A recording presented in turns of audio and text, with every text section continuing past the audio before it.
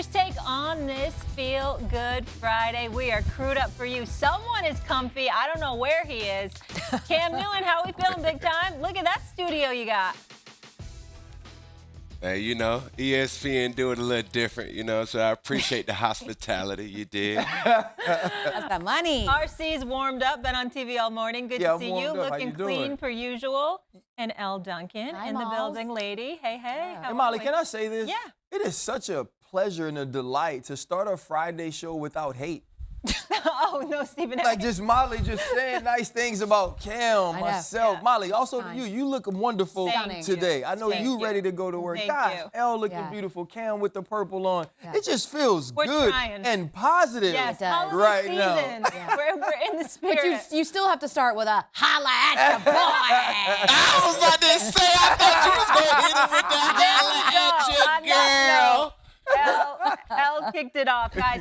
We had a wild one last night. Yeah. It was a good Thursday night football game. No one can complain about that. High risk, high reward. So facing 4th and inches from Green Bay's 21-yard line with 43 seconds left and the score tied at 31, the Detroit Lions decided to go for it. The gamble paid off as running back David Montgomery plowed up the field for 7 yards. The conversion helped set up a walk-off kick for Jake Bates, who nailed a 35-yard field goal as time expired to give Detroit a 34-31 win against the Packers. Now, with the victory, the Lions also clinched a playoff spot for the second consecutive season, which hasn't happened for Detroit since 94-95. Dan Campbell making a strong case for Coach of the Year.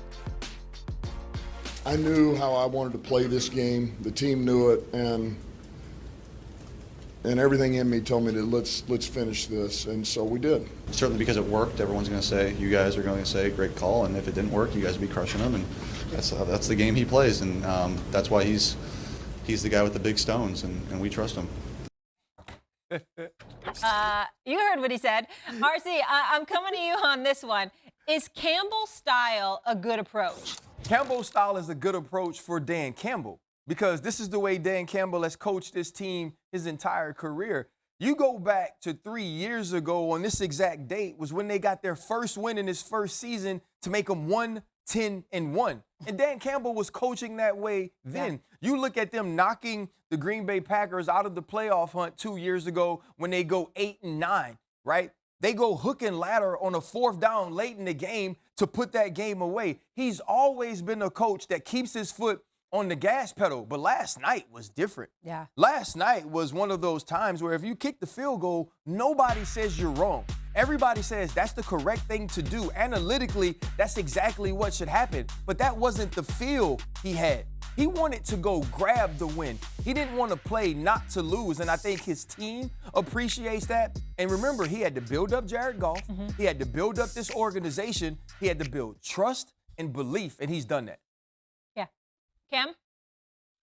Yeah, I see this as from a fan's perspective, I can appreciate the consistency that Coach Dan Campbell has been coaching with since his, coaching career.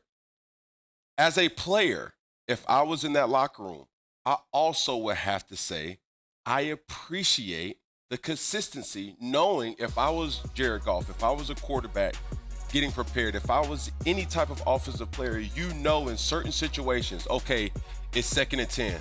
Okay, it's 3rd and 6. Okay, it's 4th and 2. You already know if you guys are past really your 50-yard line, within reason, given the circumstances of the game, you're going for it.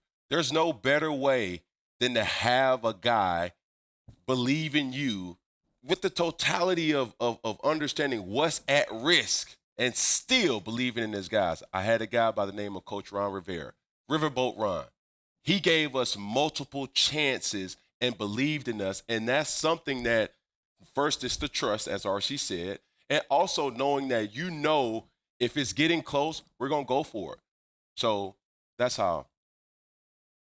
Yeah, there's a saying, a ship is safe in harbor, but that's not what ships are for. And Dan Campbell is with the ships. I like that. Ships. He is with the ships. What I like about, you mentioned that this is kind of like, this is what Dan Campbell does, and we know that all the numbers are there. He's got the most conversions. He's got the highest go-for-it rate. But this is the number I think that's most important. He's got 298 points after converting, which is also the most since he came into the league. And for a guy that last year, that aggressiveness bit him in the butt in the NFC Championship when they decided to not go for the field goal, they go for the fourth down, they don't get it, and ultimately they end up losing by 3. He's decided this is what we're going to do, and we're going to be aggressive. And it paid dividends in particular last night when you think about how many plays were run. The Lions ran 76 plays, the Packers 45, and a huge reason for that is that on 3rd and 4th down conversions, the Lions had 11 and the Packers only had 1. So in particular, the aggressiveness worked last night. But we heard Tim Patrick say post-game, like, our defense is banged the heck up. They have 13 players on IR on defense alone. And they knew that they were going to have to win this game. And so when it came down ultimately at the end, they felt like they were exactly where they wanted to have the Packers. So I think that this is, yes, what Dan Campbell does, and also the aggressiveness at times can cost you. We've seen it, but ultimately it worked last night. Well, what I love about it, though, and Cam said, if it's 4th and 2 and it's within reason, it actually doesn't have to be within everyone else's reason for Dan Campbell, as long as it's his. Right, you think about going for it on your own 30 last night, and you get a tackle for loss, and now the Green Bay Packers go and score. Right. Now the Detroit Lions have to answer for that. And Dan Campbell in that situation could have been thinking back to that and saying, well, right now I'm 3 for 4 on 4th downs. I didn't get the last one when it was a risky call. Maybe I'll play it safe. But he doesn't do that because that's not the way that he coaches. That's not the way that he's built this team. He's built this team to have the heart, right? To have the gumption, and to have the stones, as Jared Goff says, in any moment. When you got your cards on the table, right, when all the money is pushed to the middle, when all the chips are in the middle of the table, that's when you have to be your strongest. That's when you have to have the greatest identity. And that's what I love about Dan Campbell. It's, everybody's going to go back to San Francisco second half of the NFC Championship if this doesn't work. Everybody's going to go back to 3 times going for the 2-point conversion against the Dallas Cowboys if this doesn't work. But he doesn't care about what everybody else is going to go to. He cares about what that locker room says. Moment that maybe aren't good and go again. They planned on this. Like they say at practice, Dan told us this week, in 4th and short situations, we're going for it every single time. Now, they were a little surprised that he chose in that particular situation to go for it. At least that's what they said. But this is planned and prepared. This is not him just willy-nilly making decisions emotionally in the moment. Cam? Yeah, I look at this, and I just want to talk to the fans here, because the reality of football, so many people have opinions. So many people think that they know football more than the guys who are actually professionals. And I will say this, if you're the person who's saying Coach Dan Campbell should be the coach of the year, just like me and a lot of other people, it's cool. You're right. This is a very good situation to be in. But what about when it didn't work, or when it does not work? If it does not work, he still had the trust. So going back to what I just said, I appreciate the consistency. If this is a thing that you're going to give us in every type of situation, you already know what comes with it. Sometimes you win in a gamble. Sometimes you lose in a gamble. And let's not act like Jared Goff did not stumble here. So that was something that, if this was college, which it's not, this is something that would have been like, oh my God, what is really happening right now? So as a fan, you have to take the good with the bad. And if I'm a Detroit Lions fan, as I am and as I've grown to be with Coach Campbell, you just know that you just have to accept not just the good, but also the bad.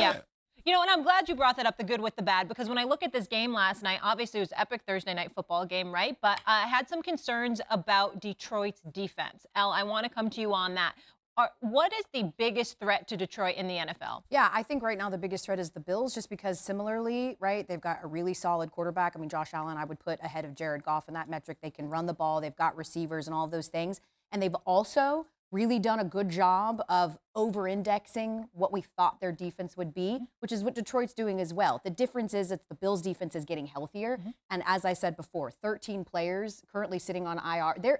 They've got no other team has more than 7 total players. Yeah. That's just their defensive front that's on injured reserve. So certainly we're anticipating that we're going to see Aiden Hutchinson come back, or at least that's what it looks like potentially by the Super Bowl. But to me, that is the biggest concern. He's got to get there. Yeah. And to me, the biggest concern is that when you sort of put on paper the Bills versus, and obviously the Eagles in the NFC as well, but when you put on paper the Bills versus The Lions, they're very similar in terms of what they do well, but I just think defensively I give it to the Bills. Yeah, and the other piece about this with Dan Campbell, just to go back, is accountability, right? When it didn't work in the NFC Championship, he didn't run from it. Nope. And he also said it doesn't mean that we're going to get back here ever again. And that's why I think the Eagles are the biggest challenge to the Detroit Lions because of the way that the Eagles have played and also the Eagles have stayed healthy. I think about the 2 times that we went to the Super Bowl, we were healthy. All of our principles were available. Our best players were there. We had depth. When you're the Detroit Lions, yeah, it looks good that you can go add Jamal Adams. You can go add Quan Alexander, and they can hunt,